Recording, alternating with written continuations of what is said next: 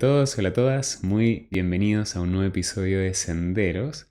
En esta oportunidad, como ya pueden verlo en el título del episodio, vamos a tocar un tema que es bien peliagudo, porque obviamente nos llega muy de cerca a todos, tiene que ver con nuestra alimentación y eso es algo que hacemos diariamente. Entonces, lo vamos a tocar con la mayor altura de miras posibles y voy a entregar una perspectiva que quizás es distinta a la que otras personas puedan aportar desde sus especialidades como son la nutrición, la salud. Yo lo voy a hacer desde la perspectiva del yoga, del budismo, que hace una perspectiva que va a tocar este tema, por supuesto, desde la salud también, pero también otros elementos un poco diferentes como son el impacto que tienen nuestras formas de alimentarnos en nuestro mundo interno, en nuestra mente, en nuestras emociones, obviamente desde el enfoque de las tradiciones que estudio, y al mismo tiempo desde un análisis de la realidad y nuestra relación con otras especies. Y esto lo quiero hacer porque hace poco han habido algunos movimientos en el debate público chileno, pero obviamente esto está ocurriendo en muchos países, y que a mí me gustó mucho verlo en ese escenario y ver que varias personas se sumaron a este debate, pero quizás no de la mejor manera, quizás no con altura de miras, no de una forma muy crítica, sino más bien desde la perspectiva del bullying, el abuso, la ridiculización. ¿Y qué fue lo que pasó? Pasaron dos cosas. Por un lado, hubo un diputado que hizo una indicación para la ley de pesca, donde solicitó se introdujera una norma que apuntara a que el Estado tomase medidas para que en la producción de peces, en la acuicultura, se considerara el estrés o el sufrimiento, tanto físico como mental, y esto es algo novedoso, que sufren las especies, los peces, cuando están en las jaulas o cuando pasan por toda la cadena de producción desde que nacen, crecen y terminan luego servidos en el plato. Y esto es muy interesante porque nunca había habido una indicación de este tipo, ¿no? Considerando la salud, la dignidad del animal y no solamente la del humano que se lo va a comer, que es la perspectiva tradicional.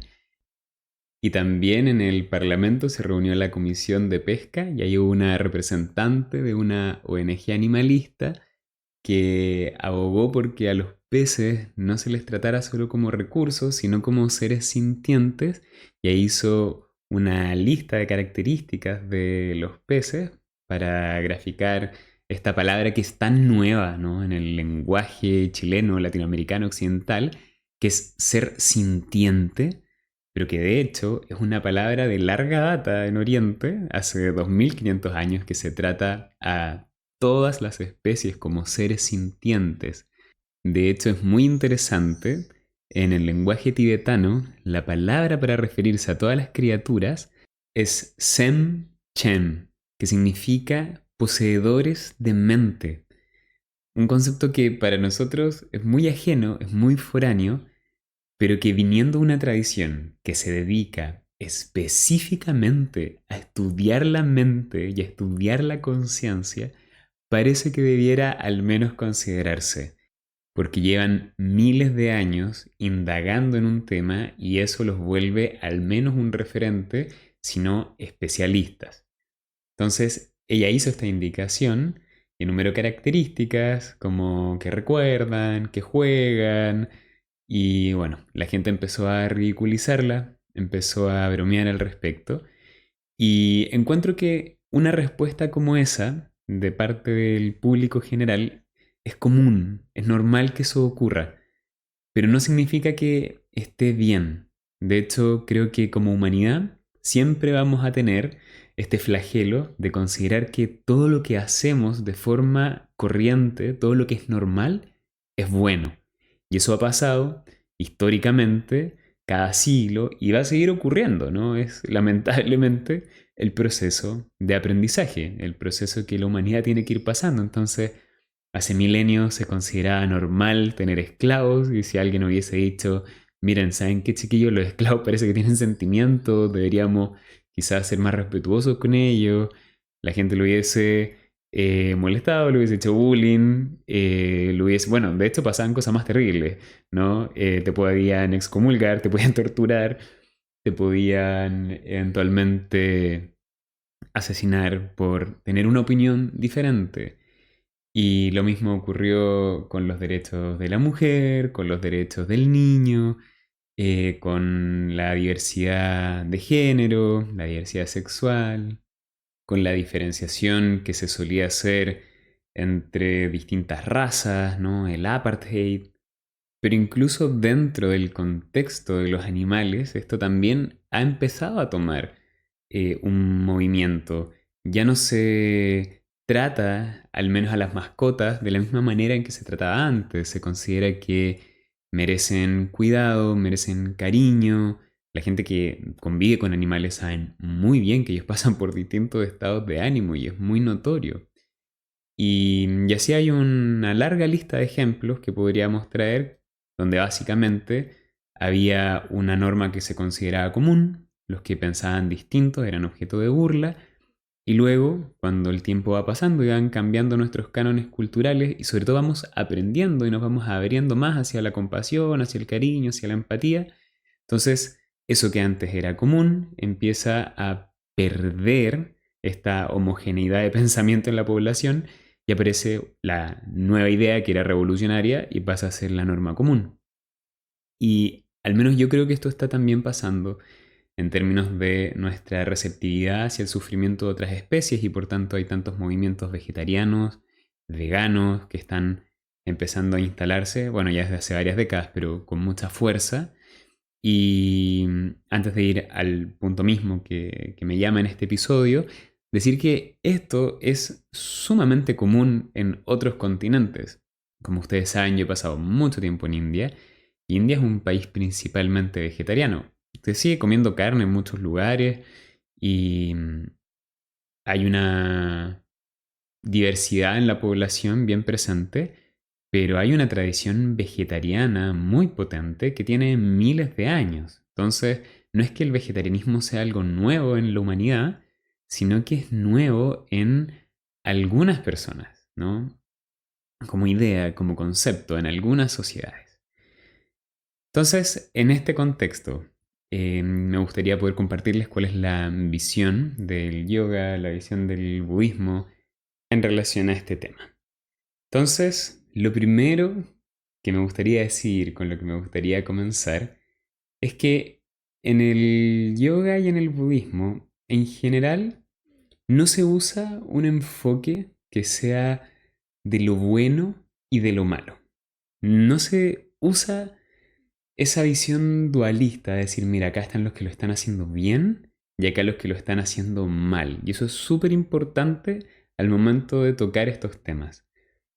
Cuando en estas tradiciones se habla de un comportamiento o de una forma de sentir o una forma de pensar, se dice que hay formas que son funcionales y formas que no son tan funcionales. Formas que conducen a la felicidad y formas que no conducen a la felicidad. Pero el juicio ético, mira, tú lo estás haciendo mal, mira, tú lo estás haciendo bien, no tiene ese sesgo, no tiene esa característica, porque se entiende que todo lo que nosotros hacemos o dejamos de hacer, sobre todo viene influenciado por nuestra historia, lo que está en nuestra mente. Entonces, si en mi mente me he acostumbrado a hacer cierta acción, la voy a seguir haciendo hasta que no aprenda otra o hasta que no adquiera el hábito de la contraria. Pero más que bueno o malo, significa que estoy habituado a algo. Entonces, acá de lo que se habla es de qué es funcional, qué conduce a la felicidad y qué no. Y en el caso del yoga en particular, cuando se habla de alimentación, o en el caso de la Ayurveda, que es la disciplina o la ciencia de la alimentación en India, tratando de entender qué alimentos realmente nos hacen bien, se dice que hay ciertos alimentos que nos permiten cultivar un estado interno o una mente mucho más clara y más conectada con la realidad. No voy a entrar en detalle respecto a qué es la realidad, qué es lo no real, porque eso quizás lo he abordado en otros episodios o lo voy a abordar después, es mucho más filosófico, pero básicamente que nos permite estar en un estado muy puro de armonía. Y se habla de tres tipos de alimentos que se conocen como los sádvicos, rayásicos y tamásicos. Y las características de estos alimentos impactan en nuestra forma de sentir. Los alimentos tamásicos nos hacen sentir muy pesados. Los alimentos rayásicos activan nuestro ser, nos dan mucha energía. Y luego están los alimentos sádvicos que nos traen más calma, que nos traen claridad, que nos permiten estar en ecuanimidad, en armonía, con el nivel de energía suficiente, con las formas de pensar más claras.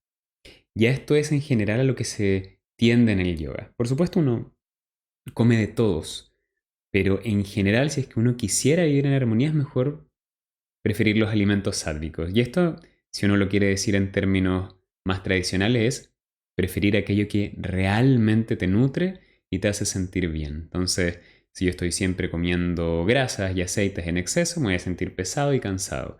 Si estoy comiendo constantemente mucha azúcar, voy a estar con un grado muy alto de energía, lo mismo que si estoy consumiendo siempre mucho café, pero eso va a empezar a traer ruido y estática a mi mente y van a aparejarse algún tipo de enfermedades. Y en el caso de los alimentos sádvicos, donde en general están las frutas, las verduras, los granos, y obviamente no solamente el tipo de alimento, pero sino también la forma en que lo comemos, la cantidad en la que se come, cómo se cocina, etcétera, que también tiene un impacto. Y en el caso de la alimentación sádvica, también se habla de la alimentación vegetariana, porque cuando el yogi quiere alimentarse, quiere hacerlo, como les decía, en armonía con la realidad. Y la realidad es que estamos todos interconectados, la realidad es que somos una gran red, una gran dimensión, y por tanto el yogi no quiere vivir oponiéndose a esa realidad. El yogi quiere fluir con esa realidad y una forma de hacerlo es respetando todas las vidas que en ella habitan, porque de hecho lo puede hacer. No es lo mismo para las especies no humanas que no tienen el mismo nivel de discernimiento. O sea, un tigre, un león no puede cambiar su comportamiento. Es un animal que no tiene el grado de inteligencia para poder cambiar su comportamiento y tampoco podría porque tiene un sistema digestivo que no le permite comer diferente. Pero en el caso del ser humano tiene un sistema digestivo que sí se lo permite y además puede darse cuenta, mira, esta forma de alimentarme trae un sufrimiento que yo prefiero evitar. O esta forma de alimentarme trae un sufrimiento que yo estoy de acuerdo con mantener, ¿no? O sea, serían las dos formas de pensar y el yogi prefiere la primera. Lo hace porque en la tradición del yoga hay algunas normas de conducta que al instaurarlas te permiten vivir más en armonía con la realidad. Y de nuevo no se habla de lo que es malo y de lo que es bueno, sino de qué te hace sentir realmente feliz, expandido, en paz, en calma, que es el objetivo del yoga. Y una de esas es ahimsa, que significa no violencia, en mi forma de comunicarme, en mi forma de pensar, en mis acciones, en mi alimentación. Porque cuando yo logro vivir en no violencia, mi mente se calma. Es muy distinto y cualquiera lo puede notar en su vida cuando hemos estado con mucha rabia, con muchos prejuicios y la violencia empieza a brotar desde nosotros. Si tú vas caminando por la calle, todo se vuelve denso, ¿no? Uno empieza a sentir mucha fricción, mucha estática interna. Si ves a todos como enemigos y quieres involucrarte de forma agresiva con otras personas, cuando yo tengo frente a mí a alguien que piensa distinto, si rápidamente me lleno de violencia para querer anular su opinión, suprimirlo como persona, eso repercute en mí.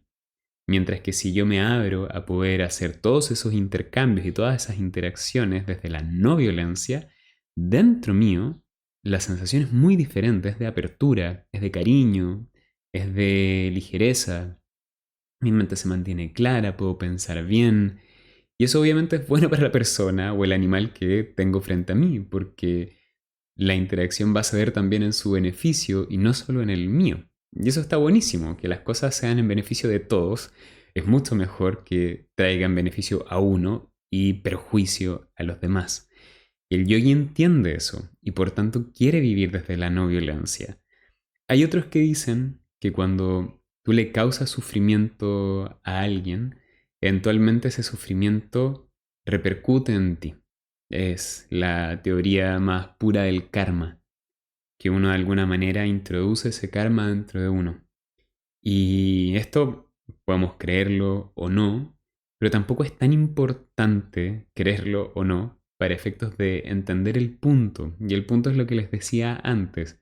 Cuando yo vivo desde la no violencia, me siento mucho mejor que si vivo desde la violencia o desde la generación de daño a otros seres. Y esa es una forma de entender el punto o un punto dentro de este debate, ¿no? Por un lado, cuando yo me permito convivir con todas las especies, desde la empatía y desde el cariño, empiezo a cambiar. Y ese cambio interno es que empiezo a expandirme, ¿no? Empiezo a mirar más alrededor con apertura, con cariño, mi mente se relaja.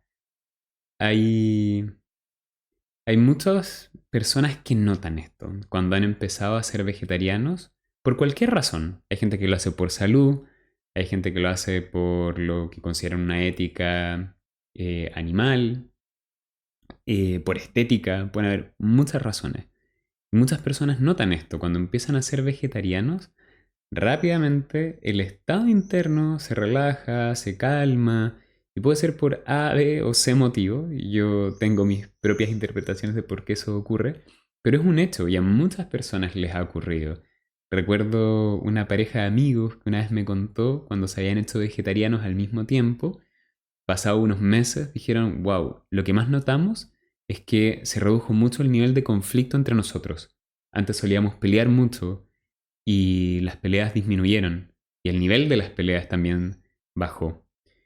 Y eso no era algo que estábamos buscando, tampoco es que empezamos a hablar de esto que cambiaron nuestras formas de entender la relación. Fue una consecuencia de empezar a introducir estos cambios en nuestra vida. Y eso es interesante, al menos de tenerlo en consideración. Entonces, desde la perspectiva del yogi, esto es algo, ¿no? Queremos que nuestro sistema se relaje para poder vivir en armonía con la realidad, para dejar de sentirnos este individuo tan cerrado, que al final es lo que causa todos nuestros estados psicoemocionales disfuncionales, todos nuestros problemas de estrés, de rabia, de envidia, todo lo que nos lleva a violencia contra otros, a guerras, ¿no? Cuando ya estoy a otra escala vienen de eso, de sentirnos un individuo cerrado, aislado, separado de todos. Pero cuando uno se abre a eso, esos estados internos empiezan a desaparecer. Y eso es beneficioso para uno como individuo y por supuesto para toda la sociedad también. Y cuando la sociedad también crece, el individuo que vive en ella se siente mucho mejor. Por tanto, es una retroalimentación que va en todas las direcciones. Y que está bueno eso, está bueno y no hay ninguna duda.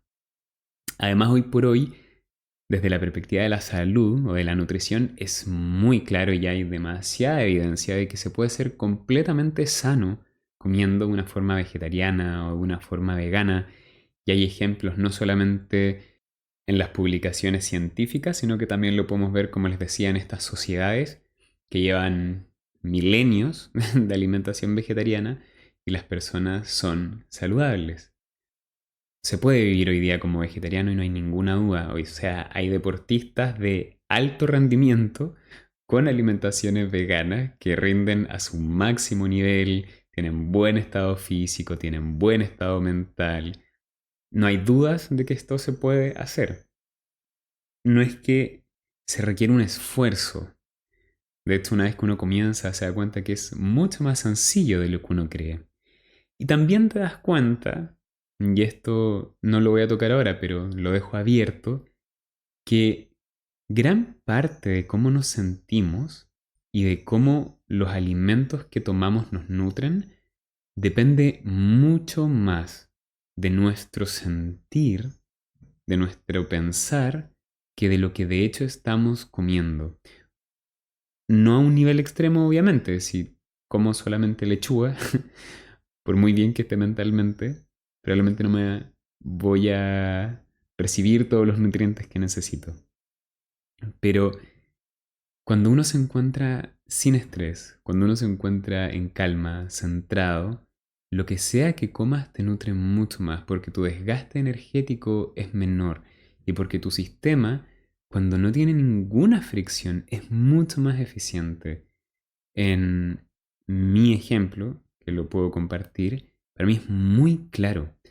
En momentos de mi vida, cuando ni siquiera voy a decir que son momentos fáciles o difíciles. Hay veces que son fáciles, hay veces que son difíciles, pero en ambos, cuando estoy en paz, cuando me siento muy centrado y mi mente está centrada y estoy seguro de dónde estoy, de lo que estoy haciendo, puedo comer en general poco y mi cuerpo se mantiene fuerte y con mucha energía.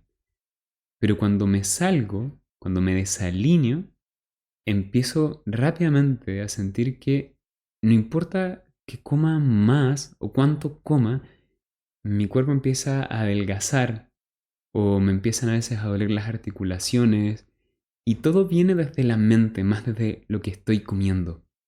Cuando estoy en paz, cuando estoy centrado, puedo comer poco y noto cómo mis músculos se mantienen más grandes, mi energía se mantiene en buen nivel y, y esto lo quiero simplemente abrir como una idea, pero no para ahondar en ella. Pero básicamente decir que a veces creemos que nuestra desnutrición o que cómo está funcionando nuestro cuerpo viene solo de nuestra alimentación, pero de hecho viene en gran medida de cómo estamos viviendo, cómo nos estamos sintiendo, cuáles son nuestros niveles de estrés, de ansiedad, cómo está nuestra mente, cómo estamos viviendo a nivel de coherencia con nuestras emociones.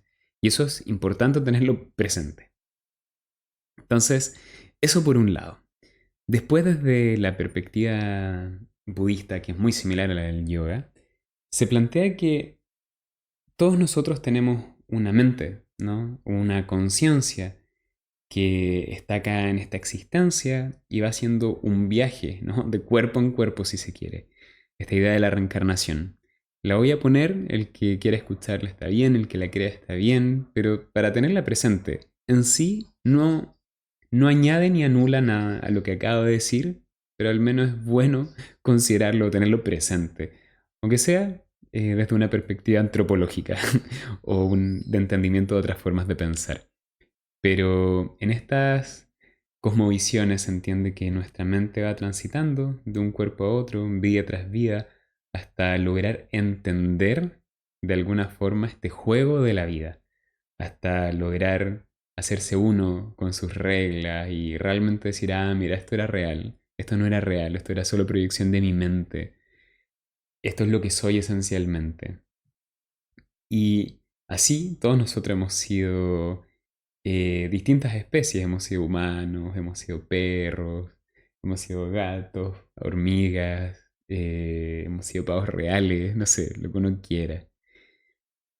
Y esencialmente es la misma mente. La conciencia pura que tengo yo es la misma conciencia pura, es decir, la misma capacidad de percepción que tiene cualquier animal, que tiene cualquier ser vivo. Por eso se llaman poseedores de mente. Obviamente, lo que cada especie después puede integrar desde eso que está percibiendo depende de la especie. Como ser humano, puedo integrar muchas cosas muy diferentes, pero lo que estoy percibiendo es lo mismo. O sea, cuando estoy yo, cuando está mi perro y hay un bichito, y estamos los tres sentados acá en este mismo espacio, todos estamos mirando lo mismo. El estímulo que accede hacia nuestra conciencia es exactamente el mismo y la percepción pura en su primer nivel es exactamente la misma. Es decir, todos esencialmente somos lo mismo. Pero luego, lo que viene después depende de cada uno, de su sistema sensorial, de la capacidad de pensamiento, dependiendo del cerebro, las estructuras de pensamiento a las que podemos acceder y por supuesto ahí empieza un cambio, ¿no? Hay complejidades. pero somos lo mismo. Y eso es algo que se quiere respetar. Porque desde esa lógica, esto es al menos lo que sienten las tradiciones budistas, causarle un daño a una especie equivale a causarle un daño a cualquier otra, ¿no? Eh, si yo conscientemente le hago daño a un perro, a un gato o a un pájaro, es lo mismo que conscientemente causarle daño a un ser humano, porque esencialmente, en nuestro nivel más puro, somos exactamente lo mismo. Sobre eso obviamente hay diferencias, como ya les decía, de pensamientos, emociones. Pero también hay otra cosa, y es que en estas tradiciones se dice que compartimos otra cosa como especie, que todos queremos exactamente lo mismo y venimos a la vida por exactamente lo mismo. Queremos ser felices y queremos evitar sufrir. Todos queremos lo mismo, pero las formas en que lo hacemos es diferente dependiendo cuáles son nuestros intereses, en el caso de los seres humanos, pero también dependiendo cuál es nuestra estructura biológica, dependiendo de las diferentes especies. Pero si tú ves cualquier animal, todo lo que hace es porque de alguna forma lo lleva a estados de felicidad. Y también se va a escapar del sufrimiento, o sea, cualquier gacela se escapa del león, ninguna gacela quiere que el león le mastique la pierna. Y ningún león tampoco quiere morir de hambre. Por eso también es que persiguen a la gacela. Ningún pez está contento con un anzuelo clavado en su boca y empieza a agonizar cuando lo sacan del agua y se empieza a asfixiar y lo único que quiere es volver a su ambiente donde puede respirar y se estresa y se llena de dolor. Y eso es cierto. Que lo perciba de una manera diferente a como lo haría un humano no significa que su sufrimiento sea menos real. Y eso pasa con todas las especies, con las vacas, con los corderos, con los gatos, con las serpientes, con los gusanos, lo que uno quiera. Ya sea que estén intentando aparearse, ya sea que estén buscando alimento, ya sea que estén buscando refugio, ya sea que se estén escapando de un depredador. Todo lo que hacemos es porque queremos ser felices y evitar sufrimiento. En el caso de los seres humanos es lo mismo, ya sea que vayamos a bailar, ya sea que vayamos a cierto trabajo, que nos pongamos a dibujar, que decidamos alimentarnos de cierta manera, es porque queremos ser felices. Y aquí viene un punto con el que voy a cerrar, que es muy interesante. Como les decía, cuando nos alimentamos lo hacemos porque queremos ser felices.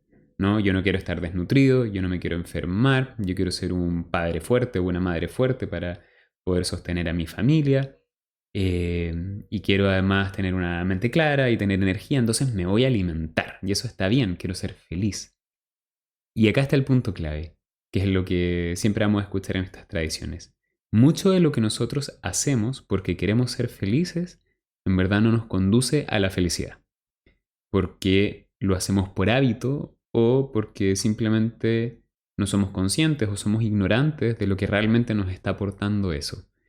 Entonces lo podemos entender en muchos ejemplos. Yo quiero ser feliz, entonces tomo no sé, un trabajo donde voy a ser el mejor y voy a tener mucha reputación, aunque trabaje 14 horas al día.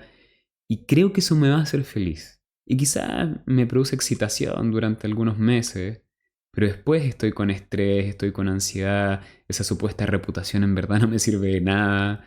Y así me doy cuenta que lo que hice porque quería ser feliz no me trajo la felicidad.